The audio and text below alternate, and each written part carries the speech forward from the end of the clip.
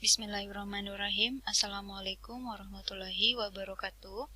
Selamat datang di kuliah Evidence-Based Medicine, pertemuan dengan judul Analisis Ekonomi Intervensi Kesehatan atau Health Economic Evaluation bersama saya Apoteker Cynthia Rahmawati. Referensi yang bisa teman-teman baca yang pertama dari Sastro Asmoro dengan judul Menelusur Asas dan Kaidah Evidence-Based Medicine, buku kajian mandiri. Kemudian dari Raskati Karen L. 2009 dengan judul Essential of Pharmacoeconomics. Kemudian dari Pedoman Farmakoekonomi 2013 yang diterbitkan oleh Kementerian Kesehatan. Dan dari Trimurti Andayani dengan judul Farmakoekonomi, Prinsip dan Metodologi. Outline yang akan kita bahas adalah yang pertama ekonomi kesehatan, kemudian CEA, CMA, CUA, CBA, analisis sensitivitas dan telaah kritis. Baik, yang pertama evaluasi ekonomi kesehatan. Setiap pengambilan keputusan klinis yang dilakukan untuk melakukan suatu intervensi kesehatan memberikan implikasi pada tingkat kesehatan pasien maupun penggunaan sumber daya. Karena itu, pengambilan keputusan klinis perlu mempertimbangkan tidak hanya efektivitas intervensi tetapi juga sumber daya yang digunakan. Intervensi kesehatan yang dibandingkan dalam evaluasi ekonomi kesehatan dapat berupa uji diagnostik, terapi, teknologi medis lainnya, ataupun program kesehatan. Evaluasi ekonomi kesehatan dapat digunakan untuk membantu praktisi dalam memilih intervensi kesehatan yang bermanfaat tetapi murah atau the good value for money. Analisis ekonomi kesehatan merupakan metode analisis kuantitatif yang membandingkan biaya dengan hasil kesehatan atau outcomes dari dua atau lebih intervensi kesehatan. Tujuan dari evaluasi ekonomi kesehatan adalah memaksimalkan manfaat intervensi sehingga berguna untuk membantu pengambilan kebijakan maupun keputusan tentang alokasi dan penggunaan sumber daya yang efisien. Intervensi ini bisa berupa pemberian terapi atau penata laksanaan suatu terapi. Nah, farmakoekonomi adalah evaluasi ekonomi kesehatan pada pelayanan kefarmasian, khususnya pada obat, alkes, dan intervensi kesehatan. Nah, jika kita berbicara tentang evaluasi ekonomi kesehatan, maka sebelumnya kita harus dulu menentukan perspektif, Perspektif adalah sudut pandang yang dipertimbangkan pada analisis ekonomi yang mempengaruhi outcome atau keluaran dan cost atau biaya yang paling relevan. Perspektif yang dipilih menentukan komponen biaya yang harus disertakan. Nah, menurut Drummond et al. Perspektif itu dibagi menjadi 4. Ada perspektif provider atau kelembagaan, contohnya fasilitas kesehatan seperti rumah sakit misalnya, atau klinik dan sebagainya, dan pengambil kebijakan. Yang kedua, perspektif pasien atau individu. Yang ketiga, perspektif payer atau pembayar, dan yang keempat adalah perspektif sosietal atau masyarakat. Jadi perspektif ini maksudnya adalah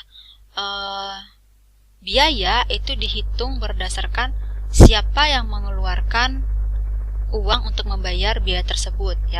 Misalkan perspektif pasien, maka pasienlah yang membayar biaya pengobatannya misalkan. Atau misalkan perspektif provider atau kelembagaan, maka biaya yang dibutuhkan rumah sakit misalkan untuk bisa melakukan penata laksanaan terapi terhadap pasien. Itu contohnya. Nah, jenis biaya menurut perspektif perspektif yang berbeda, maka komponen biaya yang dihitung juga akan berbeda. Karena tadi perspektif ini tergantung dari uang siapa yang mengeluarkan uangnya atau siapa yang mengeluarkan biayanya. Nah, contohnya pada perspektif masyarakat, tanda plus di sini adalah yang bisa dihitung biayanya, minus ini yang tidak dihitung biayanya. Kalau plus minus ini bisa dihitung, bisa tidak. Contoh perspektif yang paling sering digunakan itu adalah perspektif pasien.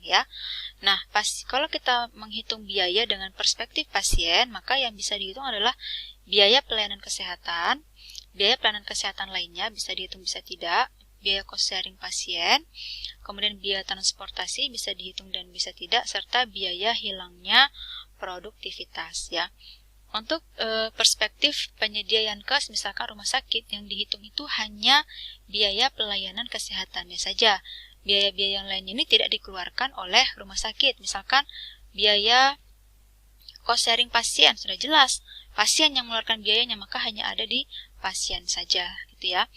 Misalkan perspektif pembayar seperti asuransi kesehatan atau misalkan kalau saat ini BPJS Kesehatan, ya, maka biaya yang dilihat adalah biaya pelayanan kesehatan lainnya, ini bisa dihitung bisa tidak, kemudian biaya transportasi bisa dihitung bisa tidak, ya.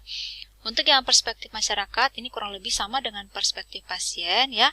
Yang dihitung adalah biaya pelayanan kesehatan lainnya, biaya transportasi, biaya pelayanan informal atau tambahan, serta biaya hilangnya produktivitas, ya.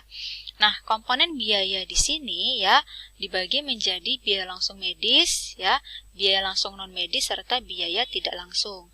Untuk biaya langsung medis ini terdiri dari biaya pelayanan kesehatan lainnya, dan biaya cost sharing pasien. Nah, biaya cost sharing pasien ini adalah contohnya, misalkan pasien A atau pasien X, ya, pasien X ini dia memiliki asuransi kesehatan. Nah, total tagihan yang dikeluarkan oleh rumah sakit misalkan 1,5 juta untuk biaya pengobatannya, ya.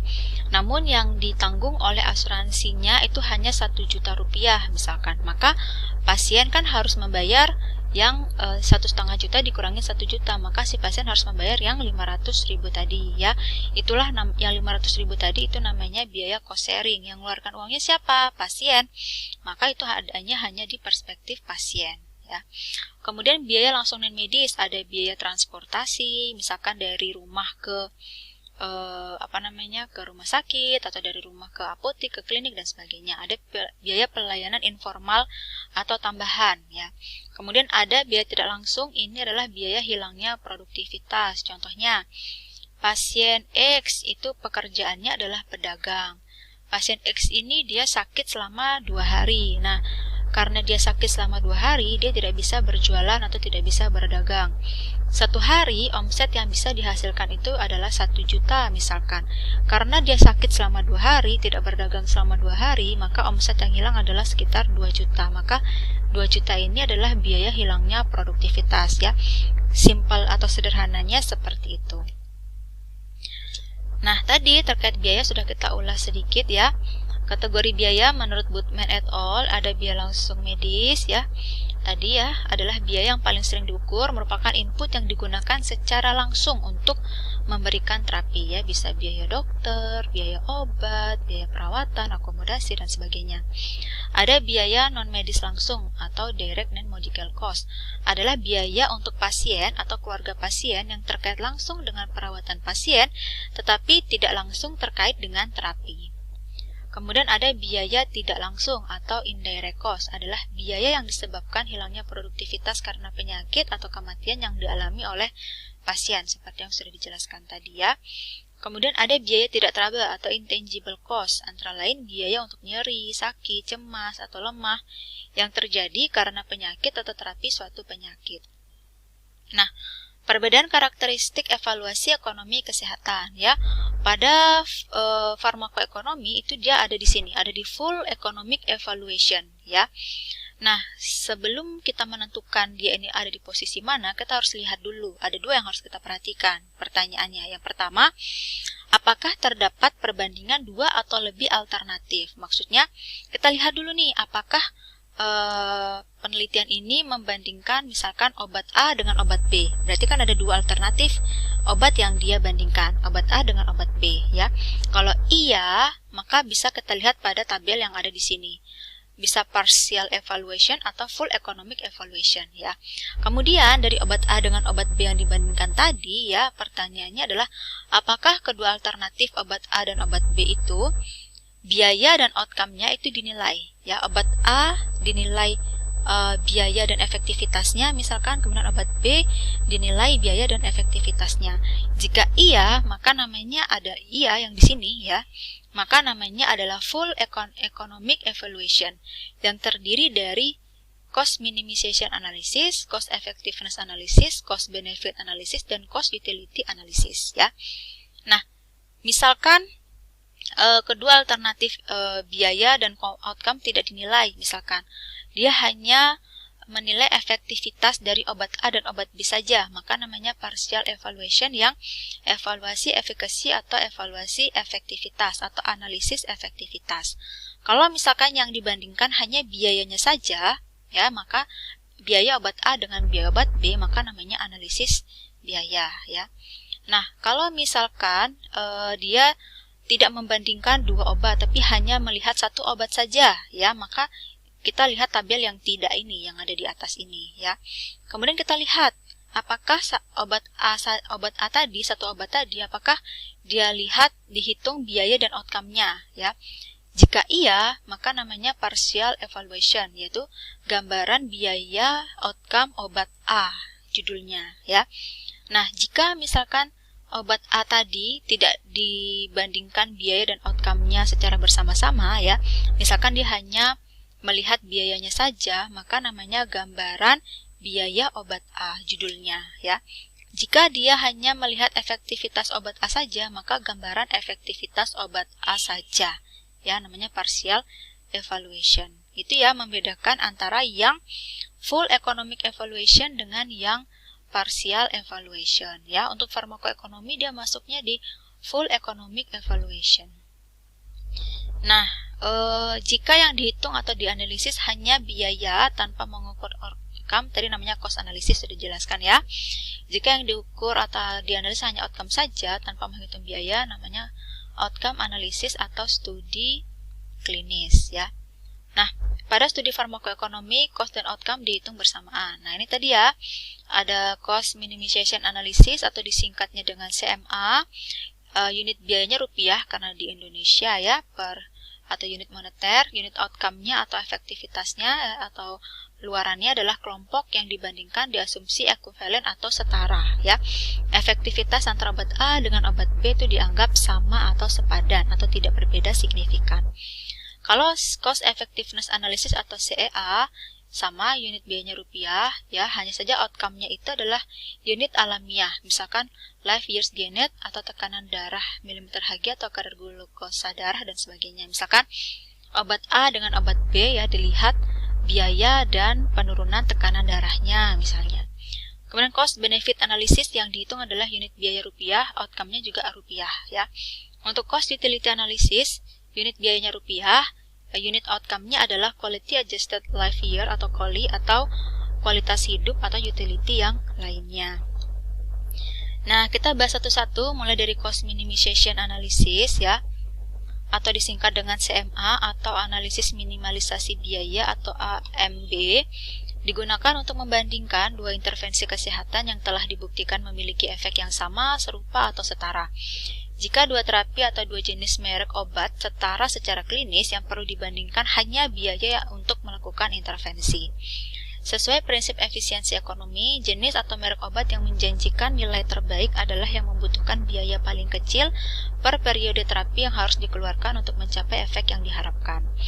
Penggunaan AMIB agak terbatas, misalnya untuk yang pertama membandingkan obat generik berlogo atau OGB dengan obat generik bermerek, misalkan paracetamol dengan pamol misalkan, ya, dengan bahan kimia obat sejenis dan telah dibuktikan kesetaraannya melalui uji bioavailabilitas bioekivalen atau BABE-nya.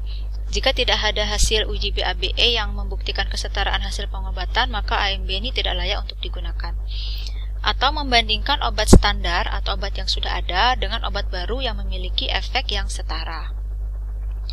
Kemudian cost effectiveness analysis atau disingkat dengan CEA atau analisis efektivitas biaya, ya. Ini untuk membandingkan dua atau lebih intervensi kesehatan yang memberikan besaran efek yang berbeda, ya. Kalau CMA tadi efektivitasnya sama, kalau CEA ini adalah obat yang efektivitasnya berbeda, ya. Pada CEA hasil diukur dalam unit non moneter seperti jumlah kematian yang dapat dicegah atau penurunan milimeter Hg, tekanan darah diastolik maupun sistolik. Nah, CEA ini hanya dapat digunakan untuk membandingkan intervensi kesehatan yang memiliki tujuan yang sama. Misalkan obat A dengan obat B sama-sama untuk menurunkan tekanan darah, ya. atau jika intervensi tersebut ditujukan untuk mencapai beberapa tujuan yang muaranya sama. Ini menurut Drummond et al. 1997. Nah, ini adalah diagram efektivitas biaya pada CEA, ya, kuadran AEB. Pada kuadran AEB ini menjelaskan posisi ketika kita akan mengukur atau menghitung cost effectiveness analysis. Nah, pada kuadran 1 atau kuadran ini adalah jika terapi atau obat itu efektivitasnya tinggi namun biayanya juga tinggi. Kemudian untuk kuadran 2 atau dominan itu pada obat atau terapi yang efektivitasnya tinggi namun biayanya rendah. Kemudian pada kuadran 3 atau nilai tukaran itu pada obat atau terapi yang efektivitasnya rendah, biayanya juga rendah. Kemudian terapi pada kuadran 4 itu didominasi itu ketika efektivitasnya rendah, biayanya tinggi. Maka dari penjelasan kuadran ini, ya, maka jika obat itu berada pada kuadran 2 atau dominan di mana efektivitasnya tinggi, biayanya rendah, tentunya terapi atau obat tersebut akan langsung dipilih menjadi terapi yang efektif dan lebih efisien, ya. Tidak perlu dilakukan perhitungan CEA. Nah, untuk yang obat yang berada pada kuadran 4 atau didominasi, yaitu efektivitasnya rendah dan biayanya tinggi, maka tentu obat ini tidak akan dipilih, gitu ya. Maka obat yang berada pada kuadran 4 juga tidak perlu dilakukan perhitungan CEA. Nah, obat atau terapi yang perlu dilakukan analisis efektif biaya itu adalah pada yang berada pada kuadran 1 dan kuadran 3. Karena pada kuadran 1 efektivitasnya tinggi, biayanya tinggi, dan efektivitasnya rendah, biayanya juga rendah.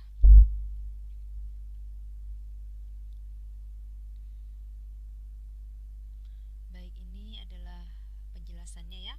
Posisi yang memerlukan pertimbangan efektivitas biaya yaitu pada kuadran 1 dan 3. Jika suatu intervensi kesehatan yang menawarkan efektivitas yang lebih rendah dengan biaya yang lebih rendah pula, atau sebaliknya menawarkan efektivitas yang lebih tinggi dengan biaya yang lebih tinggi. Untuk melakukan pemilihan perlu dilakukan perhitungan RIEP, ya, rasio incremental efektivitas biaya, atau bahasa Inggrisnya adalah ICER, ya, incremental cost effectiveness ratio. Dengan RIEB dapat diketahui besarnya biaya tambahan untuk setiap perubahan 1 unit efektivitas biaya. Selain itu, untuk mempermudah pengambilan kesimpulan alternatif mana yang memberikan efektivitas biaya terbaik, pada kajian dengan metode AIB dapat digunakan tabel efektivitas biaya, ya. Nah, apakah jika efektivitasnya tinggi juga biayanya tinggi, itu sepadan, gitu ya, dengan tambahan efektivitas yang telah akan diberikan, ya.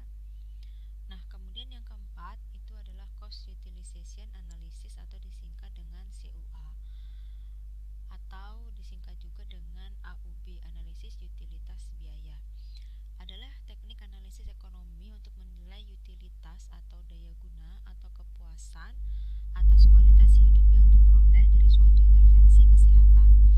Kegunaan diukur dalam jumlah tahun dalam keadaan sehat sempurna, bebas dari kecacatan, yang dapat dinikmati, umumnya diekspresikan dalam quality adjusted life years atau QALY, disingkat dengan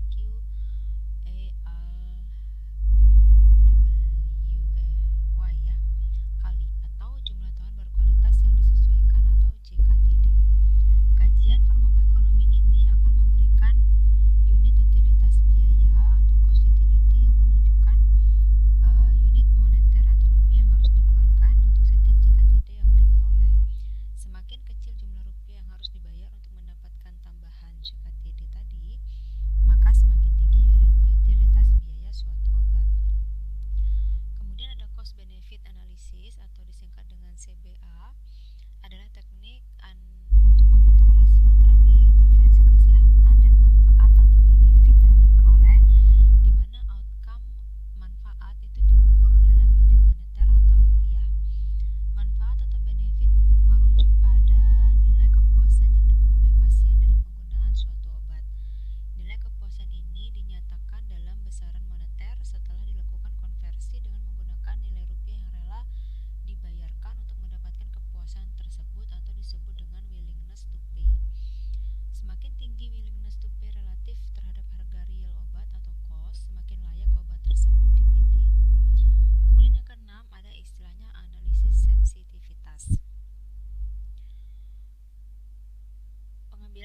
keputusan dalam pelayanan kesehatan umumnya dilakukan pada konteks ketidakpastian atau uncertainty. Karena itu, perlu dilakukan penilaian tentang ketidakpastian untuk mendapatkan hasil evaluasi ekonomi kesehatan yang kuat. Analisis sensitivitas atau sensitivity analysis merupakan metode untuk mengeksplorasi dampak dari perubahan asumsi atau data, baik data tentang biaya maupun efektivitas dari berbagai alternatif intervensi terhadap hasil-hasil yang diperoleh dalam sebuah evaluasi ekonomi kesehatan. Analisis sensitivitas menentukan sejauh mana kondisi ketidakpastian mempengaruhi kesimpulan dampak ekonomis dari pengambilan keputusan klinis, yaitu dengan mengubah taksiran biaya, hasil, maupun probabilitas terjadinya hasil tersebut. Jika kesimpulan evaluasi ekonomi kesehatan relatif tetap meskipun telah dilakukan perubahan asumsi-asumsi yang melatari, maka kesimpulan tersebut kuat untuk diterapkan pada konteks lingkungan yang tidak pasti. Nah, setelah kita tadi membahas satu persatu terkait dengan CEA, CMA, CUA, dan CBA ya secara sekilas, maka nanti diharapkan ketika kalian mendapatkan jurnal terkait farmakoekonomi ataupun evaluasi ekonomi kesehatan, kalian mampu melakukan telaah kritis pada artikel-artikel terkait farmakoekonomi tersebut ya. Nah, critical appraisal ya pada evaluasi ekonomi kesehatan atau farmakoekonomi ya. Tidak semua studi evaluasi ekonomi kesehatan memiliki kualitas metodologi yang baik. Karena itu perlu dilakukan telaah kritis atau critical appraisal, yaitu proses penilaian secara seksama dan sistematis untuk memutuskan validitas atau kebenaran, relevansi, dan nilai kemanfaatan dalam konteks tertentu dari hasil-hasil analisis ekonomi yang dipublikasikan tentang suatu intervensi kesehatan. Nah, ini adalah contoh dari GBI, The Joanna Briggs Institute Critical Appraisal Checklist for Economic Evaluation. Ya, jadi ditulis nama reviewernya siapa, pada tanggal berapa, kemudian untuk author dengan nama siapa, tahun berapa, dan record numbernya nomor berapa. Nah, ada 11 pertanyaan yang akan dinilai ya. Critical appraisalnya ada 11 ini ya. Nah, nanti ini dari setiap pertanyaan diisi iya, tidak, atau tidak jelas, atau tidak dapat diaplikasikan ya.